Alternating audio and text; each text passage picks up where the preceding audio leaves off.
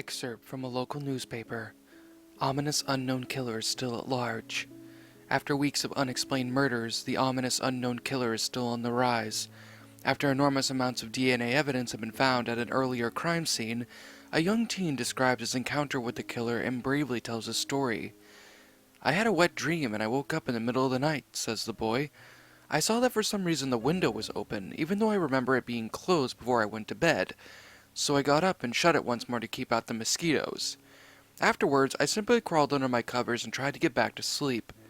That's when I had a strange feeling, like somebody was watching me.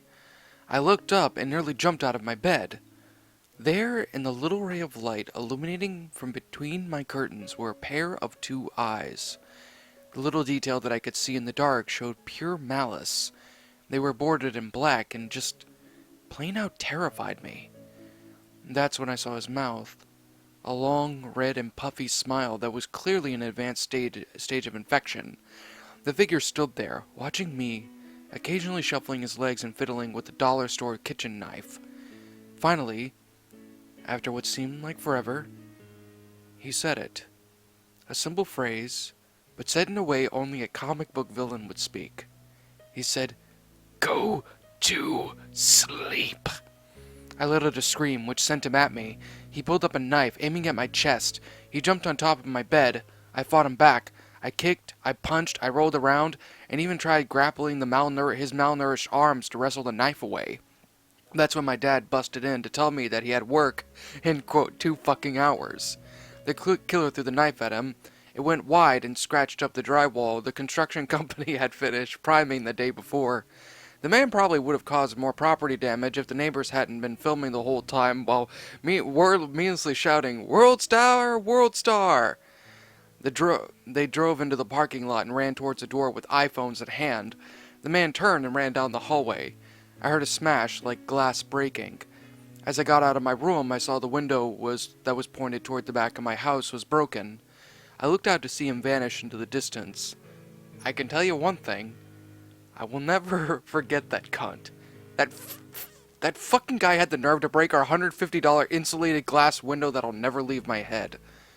Police are still on the lookout for this man. If you see anyone that looks emaciated with inflamed facial scars, please contact your local police department immediately. Jeff and his family had just moved into a new neighborhood. His dad had gotten a promotion at work, and they thought it would be best to live in one of those gated neighborhoods.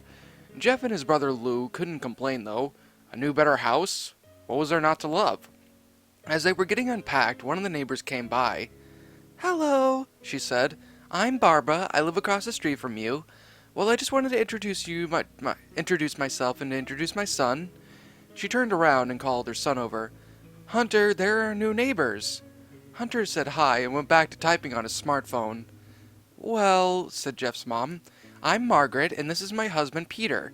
He's a very accomplished accountant, and my wonderful 2 sons, Jeff and Lou, who are both high academic achievers." As they one-upped each other's family's achievements, Barbara invited them to her son's birthday. Jeff and his brother were about to object, but when their mother said that they would love to. When Jeff and his family finished packing, Jeff went up to his mom. "Mom, why would you invite us to some kid's party? If you hadn't noticed, I'm not some posh child." "Jeff," said his mother as she rolled her eyes, "we just moved here. We should show that we want to spend some time with our neighbors. It'll keep the homeowners association off our backs. Now we're going off to that party and that's final." Jeff started to talk, but stopped himself, knowing that he couldn't do anything. Whatever his mom said something, it was final. He walked up to his room and plopped down on his bed. He sat there in the ceiling where suddenly he got a weird feeling. Not so much a pain, but a weird feeling. He dismissed it as a sign of puberty. The next day, Jeff walked downstairs to get breakfast and got ready for school. As he sat there eating his breakfast, he once again got that feeling. This time it was stronger. It gave him a slight tugging pain, like when you really have to piss, but you're self-conscious about the guy in the adjacent urinal thinking that you have a tiny crotch. But he once again dismissed it as a stupid teenager hormones. As he and Lou finished breakfast, they walked down to the bus stop. They sat there waiting for the bus when all of a sudden, some kid on a skateboard jumped over them, only inches above their laps. They both jumped back in surprise. Hey, what the hell? The kid landed and turned back to them. He kicked a skateboard up and caught it with his hands. The kid seemed to be about 12, 1 year younger than Jeff. He wears a Ralph Lauren polo shirt with cargo shorts. Well, looks like we got some new mate. Suddenly, two other kids appeared. One was super skinny and the other was obese. Well, since you're new here, I'd like to introduce ourselves. Over there is Pierre. Jeff and Lou looked over at the skinny kid. He had a dopey face that showed his mother had an occasional shot of vodka during a pregnancy. And he's Troy. They looked over at the fat kid.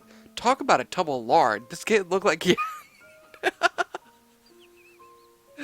This kid looked like he hadn't exercised since his last wank. And I, said the first kid, am Dakota. Now, for all the kids in the neighborhood, there's a small price to pay for bus fare, if you catch my drift. It's an extortion racket, just in case if you don't understand my wordplay. Lou stood up, ready to punch the light out of the kids when one of his friends pulled out a pocket knife on him. I really hoped you would be more cooperative, but it seems we must do this the hard way. The kid walked up to Lou and took his wallet out of his pocket. You know this can get you 10 years 10 years to life in jail, right? Lou explained. Jeff got that feeling again. Now it was truly strong. A burning sensation. He stood up, but Lou gestured him to sit down. Jeff ignored him and walked up to the kid. Listen here, you little punk. Give back my bro's wallet or else. Dakota put the wallet in his pocket and pulled out his own knife. Oh, and what are you going to do? Just as he finished the sentence, Jeff popped the kid in the nose. As Dakota reached for his face, Jeff grabbed the kid's wrist and twisted it. Dakota screamed for him to let go, and Jeff grabbed the knife from his hand. Stupidly, he grabbed the knife blade first, dicing up his fingers and causing him to drop it. Troy and Pierre rushed Jeff, but Jeff was actually in reasonable shape. He pushed Dakota to the ground, ruining his cargo shorts. Pierre lashed out at him, but Jeff ducked and punched the twig in the face. Pierre dropped his knife and fell to the floor screaming. Troy rushed him too, but Jeff just lifted his position a bit more to his right. He just stuck his foot out, and Troy tripped down belly first into the asphalt. As he fell, he puked all over Lou. His brother could do nothing but look in amazement at the scene that had just unfolded. Jeff, how did you... That was all they managed to get out. They saw the bus coming and they knew they'd be blamed for the whole thing because they weren't rich pricks. So they started running as fast as they could towards their school. As they ran, they looked back and saw the bus driver rushing over to Dakota and the others like his job depending on it. As Jeff and Lou made it to the school, they broke the ice by bragging about how they beat the shit out of Dakota and his crew.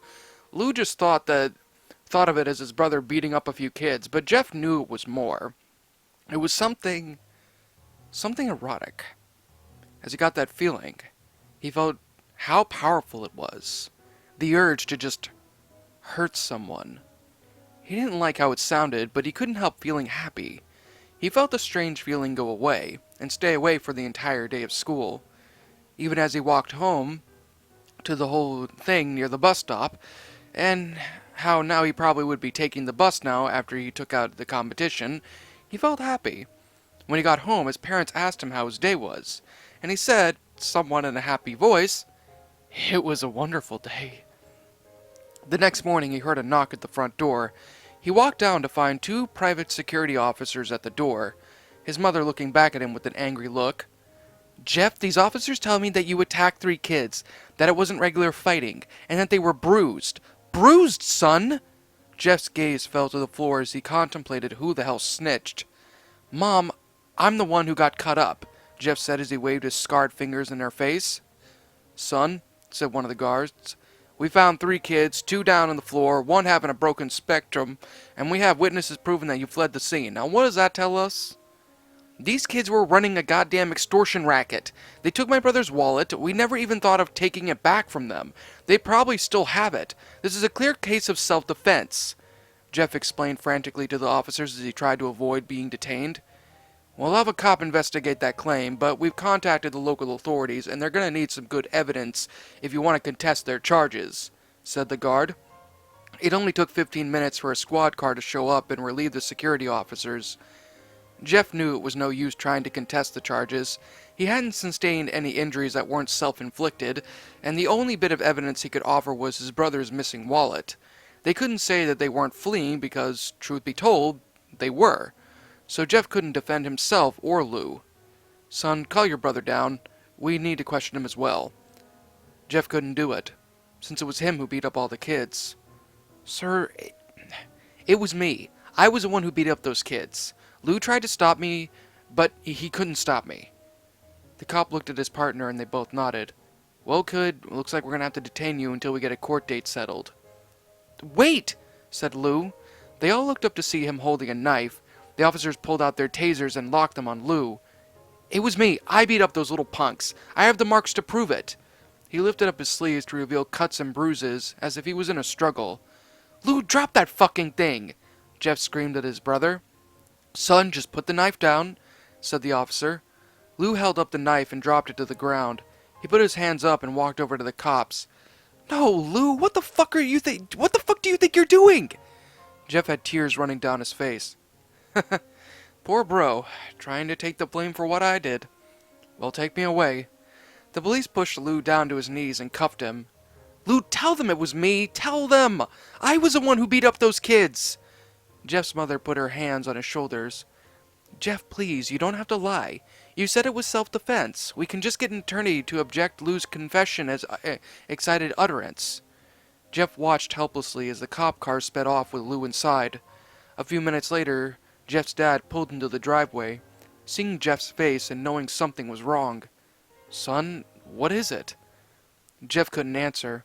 His vocal cords were strained from crying. Instead, Jeff's mother walked his father inside to break the bad news to him, as Jeff wept in the driveway. After an hour or so, Jeff walked back into the house, noticing that his parents were shocked, sad, and disappointed in the legal system. He couldn't look at them. He couldn't see how they thought of Lou, sitting in hold while he was innocent. He just went to sleep, trying to get the whole thing off of his mind. 2 days went by, with no word from Lou or from the county jail. No friends to hang out with. Nothing but sadness and teenage angst. Jeff, it's the day, she said as she opened up the curtains to let light flood in the room. What? What's today? Lou's trial? Asked Jeff as he stirred awake. Why, it's Hunter's party. He was now fully awake. Mom, you're joking, right? You don't expect me to go to some kid's party after my brother got arrested, do you? There was a long pause. Jeff, we both know what happened. I think this party could be the thing that brightens up your past days. Now get dressed. Jeff's mother walked out of the room and went downstairs to get ready. He fought himself to get up. He picked up a random shirt and a pair of jeans and walked downstairs. He saw his mother and father all dressed up, his mother in a dress and his father in a suit. He thought, why would they ever wear such fancy clothes to a kid's party? Son, is that all you're going to wear? Said Jeff's mom. Better than wearing too much, he said. His mother pushed down the feeling to slap him and hid it with a smile. Now, Jeff, we may be overdressed, but this is how you go if you want to make an impression, said his father. Jeff grunted and went back up to his stairs. I don't have any fancy clothes, he yelled down the stairs. Just pick out something, called his mother. He looked around the closet for what he could call fancy. He found a pair of black slacks he had for special occasions, and a ridiculous deep V-neck. He couldn't find a jacket to go with it, though, and he looked around and found the only striped and patterned shirts, none of which go with slacks. Finally he found a white hoodie with a picture of Finally he found a white hoodie with a picture of Rainbow Dash put on it. You're wearing that? They both said. His mother looked at her watch. Oh, no time to change. Let's just go, she said as she hurried Jeff and his father out the door. They crossed the street over to Barbara at Hunter's house. They knocked on the door and appeared that Barbara, just like his parents, was way overdressed. As they walked inside, all Jeff could see were adults, no kids. The kids are out in the yard, Jeff. How about you go and meet some of them, said Barbara. Jeff walked outside to a yard full of kids. They were just sitting on plastic chairs, playing Angry Birds on their smartphones. Hey, wanna play? He heard a kid ask him as he held out a phone with the Heads Up app running. No thanks, kid. I'm way too old for this stuff. The kid looked at him with a weird, you what, mate, face. Please, we need a third, said the kid. Fine, said Jeff. It may not have been super cool, but it was his first time he had done something that took his mind off of Lou, so he played with the kids for a while, until he heard a noise. An odd Skate 3 style noise. Then it hit him. Dakota and Pierre jumped over the fence on their skateboards. Troy didn't make the jump and ended having to walk in through normal in the normal entrance. Jeff dropped the iPhone, much to the owner's horror. Dakota looked at Jeff with a burning hatred. "Hello, Jeff is it?" he said. "We don't play nice with snitches. I had officers questioning me for 2 hours yesterday." Jeff saw his bruised nose. "I think we're even. I beat the crap out of you, and you get my brother sent to holding." Dakota got an angry look in his eyes. "Oh, no. I don't go for even. I go for winning. You may have kicked our asses that day, but not today." As he said that, Dakota rushed at Jeff. They both fell to the ground. Dakota punched Jeff in the nose, and Jeff grabbed him by the ears and began to pull him away from their owner. Dakota managed to squirm away from him, and both rose to their feet. Kids were screaming, and parents were running out of the house. Troy and Pierre both pulled switchblades out of their pockets. No one interrupts unless they want to get shivved," they said. Dakota pulled out a pocket knife on Jeff and stabbed it into his shoulder. Jeff screamed and fell to his knees. Dakota went to knee him in the face, but the moist grass caused him to lose his footing. Jeff grabbed his foot and twisted as hard as he could, causing Dakota to squeal mercy. Jeff tried to make his escape and run towards the house, but Troy grabbed him with his meaty hands. "Need some help?" He picked Jeff up by the back of the collar and threw him through the sliding glass door.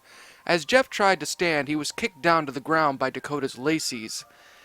Dakota tried to strangle Jeff by getting some punches in, but he quickly got back on his feet when he felt the broken glass on his knees. "Come on, Jeff! Fight me!" He picked Jeff up from the glassy floor and throws him into the kitchen. Dakota sees a bottle of vodka on the counter and tries to smash glass over Jeff's head, but he underestimates the condensation and the bottle goes flying into the kitchen sink. "Fight!" He throws Jeff back into the living room. "Come on, Jeff. Look at me." Jeff glances up, his face riddled with cuts from the glass. "I was the one who got your brother sent to jail, and now you're just gonna sit there and let him rot in there? You should be ashamed." Jeff started to get up. "Oh, finally! Now you stand and fight." Jeff is now on his feet, blood and sweat in his face. Once again he gets that strange feeling, the one where he hasn't felt in a while. "Finally, he's up," says Dakota, as he runs at Jeff. That's when it happens. Something inside Jeff snaps. Fight or flight kicks in and his body chooses to kill or be killed. He grabbed Dakota by the knee and knees him in the gut as his hands close around the yuppie's throat. He pushes the kid down with his body weight and keeps applying pressure to his throat as Dakota's fingernails start clawing into his forearm. A growing tightness forms in his slacks as the sweaty boy underneath him struggles against his grip. He throws his weight against the boy's neck until he feels the bones snap under pressure. Dakota's clawing stops, and after a few seconds, Dakota's body went limp. Everyone is looking at Jeff now as he dismounts Dakota's corpse. The parents, the crying kids, even Troy and Keith.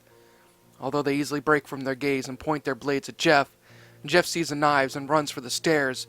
As he runs, Troy and Pierre stay on his heels, and they let out their explicits. Jeff ducks into a nearby bathroom. He grabs a towel rack and wiggles it loose from the wall. Troy and Pierre race their knives ready. Troy swings a knife at Jeff, who backs away and bangs the towel rack into Troy's face. Troy goes out cold, and Jeff turns his attention towards Pierre. He's more agile than Troy, though, and ducked when Jeff swung the tile rack. He dropped the knife and grabbed Jeff by the neck and pushed him into a wall. A bottle of bleach fell down on top of him from the top shelf and sprayed the powerful base into their eyes. It burned their soft tissue, and they both started to wail in agony. Jeff wiped his eyes as best as he could.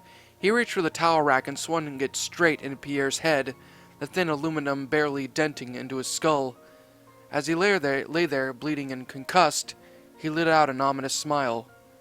"What's so funny?" Pierre pulled out a lighter and switched it on.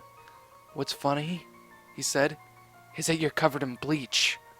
Jeff's eyes widened as Pierre threw the lighter at him.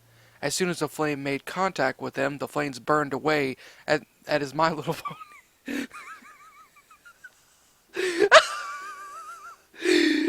Slane's earned away at my My Little Pony hoodie. He quickly took his hoodie off and kicked Pierre in the mouth for being a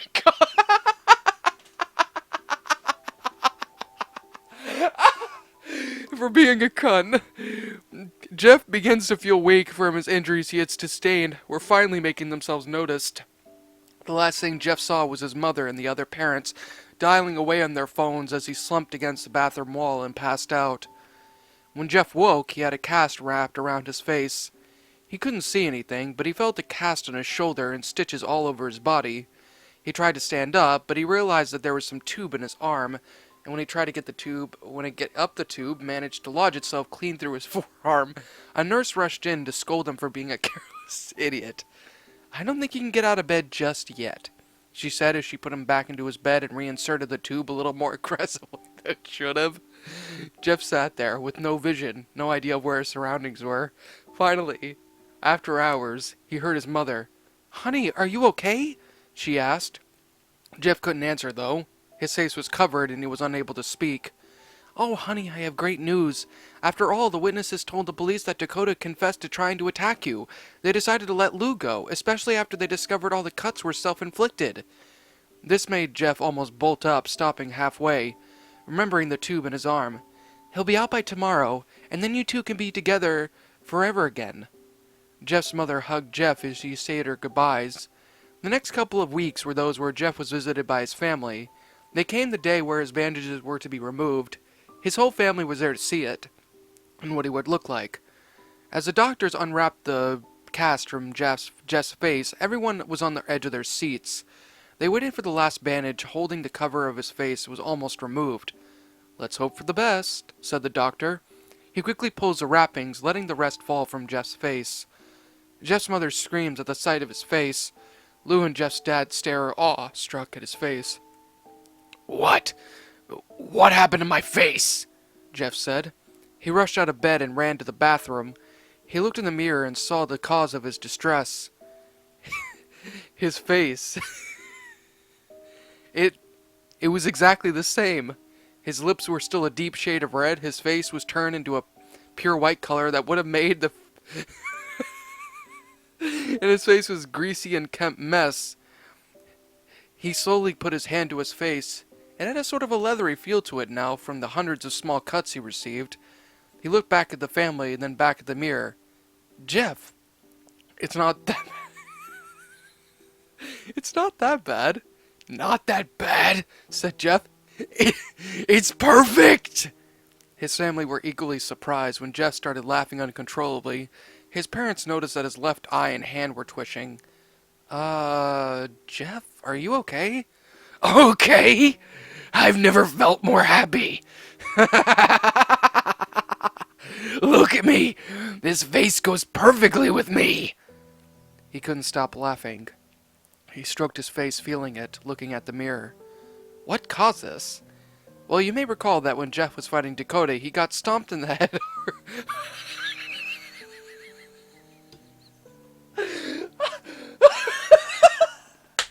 That's a screwed up joke. Now he was left as crazy as a killing machine, that is, his parents didn't know. "Doctor," said Jeff's mom, "is my son alright, in the noggin?" "Oh yes, the behavior is typical for patients who have taken very large amount of painkillers and suffered extensive blunt force trauma to the frontal cortex. If this behavior doesn't change in a few weeks, bring him back here and we'll begin psychiatric therapy." "Oh, thank you, doctor." Jeff's mother went over. "Jeff, sweetie, it's time to go." Jeff looked away from the mirror. His face still formed into a crazy smile. "Okay, Mommy." His mother took him by the shoulder and took him to get his clothes. "This is what came in," said the lady in the desk. Jeff's mom looked down to see the black dress pants and white hoodie her son wore. Rainbow Dash...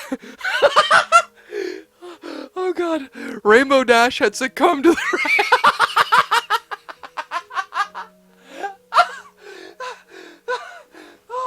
Oh my god. Rainbow Dash had succumbed to the righteous fire. Now they were clean of blood and now stitched together, which was weird because there wasn't any tailors within a reasonable distance.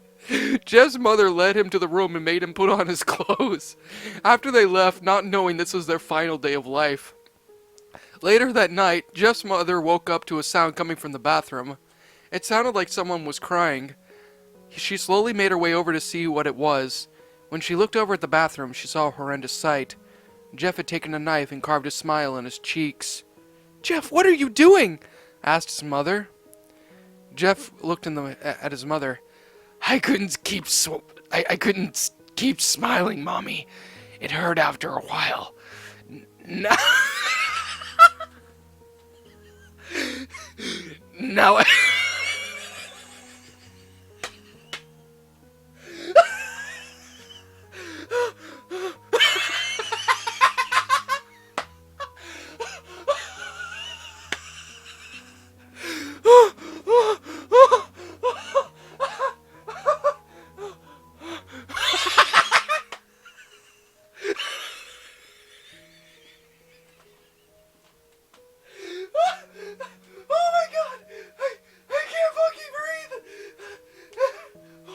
Okay.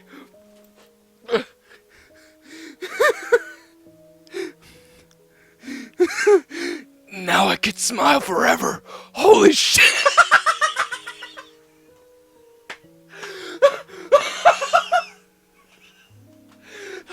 Oh my god. Oh my fucking god. Holy shit, if this isn't painful though. I won't be able to eat my golden crown. I can't stop. I can't stop.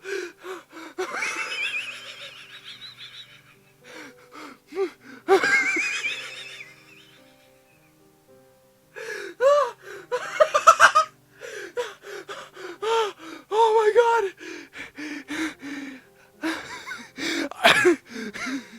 I won't be able to eat my golden grams for a while.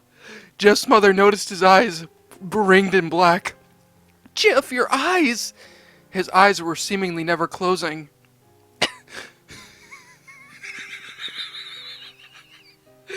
I couldn't see my face. I got tired and my eyes started to close. I burned out my eyelids so I could see myself forever. My new face. It didn't work though. It didn't work though. I can't see anything anymore.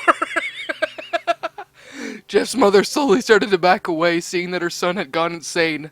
What's wrong, Mommy? Aren't I beautiful?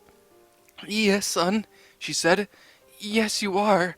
Let me go get Daddy so he can see your face.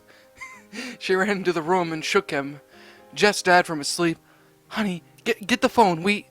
She stopped when she saw Jeff in the doorway holding a knife. Mommy, you lied.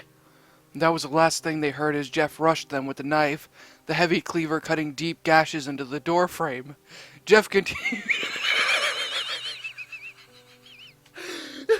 Oh my god, I'm gonna die laughing. Jeff continued to assault on the furnishings as his parents quietly snuck out the window. His brother Lou woke up, startled by some noise and the faint scent of...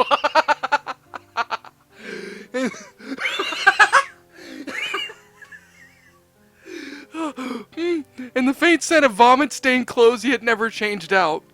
He didn't hear anything else, so he just shut his eyes and tried to go back to sleep. As he went on board to slumber, he had the strangest feeling that somebody was watching him. He looked up before Jeff's hand covered his mouth. He slowly raised a knife, ready to plunge it into Lou.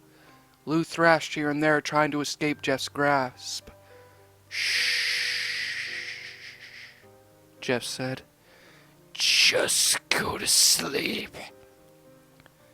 Jeff howled in pain as Lou kicked him in the balls and pushed him off of his body. Lou bolted from the door and yelled for the neighbor's security guards. Jeff blindly flashed around Lou's floor as he struggled to free himself from the comforter. A few well-placed cuts later, Jeff emerged from the cottony gore. Cottony gore, what the fuck? And felt around for a window, his fingers connecting with the oak wood frame as he flung the window open. Now for my great escape! Jeff yelled triumphantly. Jeff hopped out the window and his heart sank when he did in a moment, immediately hit grass on his feet. Lou's room was on the second floor, isn't it?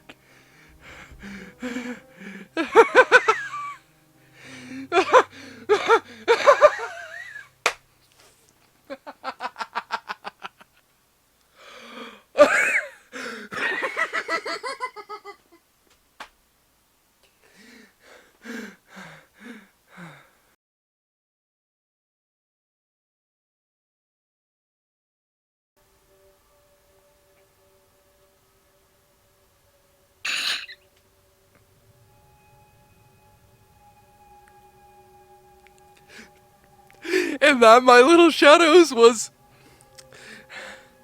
Jeff the Killer, a more realistic rendition. A parody story of the Jeff the Killer's Creepypasta. Oh my god, my final version of the story? Final rating? I actually remember when I first narrated this story on my channel. That was many years back with when I did a collaboration with PsychoCat666. And let me tell you, that was amazing. The narration that we did, even though it was the original story. And I need to make something abundantly clear. As much as I do agree that there are some rather unfortunate flaws with the original Jeff the Killer story, I personally enjoy it. Maybe more for a nostalgic kind of reason, because that was probably one of the first few stories I've read. But I've always had like a bit of a liking to Jeff the Killer, to be honest. I've always found it to be a lot more to be a relatively interesting storyline. I mean, granted, that's just me. I mean, I know that not a whole lot of people like it, but I personally do. I especially like the remake version of it, and I sure as hell love this story. Like, oh my gosh, people. This story, I don't think I've ever laughed this much with the creepypasta than I have with this one. I mean, this is absolute, pure, unadulterated beauty. This is like the best satire of the original Jeff the Killer story I have read so far. I mean, you know, at first it was actually pretty crazy and everything, and I'm gonna admit, I loved, and I repeat, I loved the realistic, I really loved the realistic rendition of the actual storyline itself. And let me tell you, if this story wasn't already troll pasta of the month, it deserves to be. Like, flat out. This is by far one of my number one. This is a favorite of mine. This is like quite literally a favorite of mine in so many different ways. I mean, it's just great. I mean, from the funny dialogue from the modern day equivalent, like everybody using their smartphones, to the whole, just crazy insanity and the freaking, oh my god, and the realistic rendition made this story a billion times better, in my opinion. I mean, it's obvious. I could not stop laughing with this story. It's beautiful. I love it. I love these satire stories. It is 100% beautiful. Flat out beautiful. And you know what? I'm going to be reading more of these in the future. Like, this was the most enjoyable thing I have read so far, and I am so happy that I actually read this. I loved it a lot. It was beautiful, it was tender, it was juicy, it made me want to narrate more Jeff the Killer stories, which you will be hearing from very, very soon. But even with that being said, this is simply my own personal opinion, and if you disagree with it, that's perfectly fine too. We're all entitled to our own opinions in regards to these troll pastas, and this is simply my own personal thoughts. Final rating of the story, 10 out of 10, would read again. Completely. And by the way, if for some reason I ever sit there and I ever go to like Comic-Con or something like that, or there's like a YouTube con or whatever, and I happen to be there and you guys are also there, I will personally make sure of it to do a live reading of the story for all of you to enjoy, but that's probably going to take a bit. But what did you guys think about this creepypasta? Did you guys enjoy it? Did you guys not? And also, what would you have done to help make the story a lot better? Let me know your thoughts down in the comment section below. I'm the Shadow Reader. Thanks again for all the lost. Thanks again for watching today's episode. And if you're brand new here to this channel, make sure to like, comment, and subscribe, because I make brand new videos every single day. And of course, like always, roll the outro, because I'm out. And don't forget, go to sleep. As your eyes widen Your mouth goes dry with each battered breath. You try to scream, your mind begs to leave. Glued to your computer screen. The killers they slash, the tapes burn and crash. The cartridge you bought will be your final haunt. The rituals of hate will seal your fate. The tears you shed will be from the fear-gripping horror-driven nightmarish gore-filled, terrorizing, hateful, burning, violent, rage-inducing, knife-slashing, blood-splattering, silent screams. Only time will tell if you will escape this online hell. Your horror-filled obsessions will come with its own regressions. Your pathetic screams will not be heeded in any way, because your nightmares will come at